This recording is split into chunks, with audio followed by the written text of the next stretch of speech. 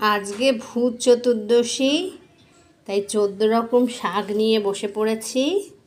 আজকে আমাদের 14 রকম শাক খেতে হয়। এই পালং গেল, এটা হচ্ছে কুমড়ো, খারকোল, ব্রাহ্মী, সর্ষে শাক, মূলো শাক, সব শাক, এরকম 14 রকম শাক আজকে রান্না হবে।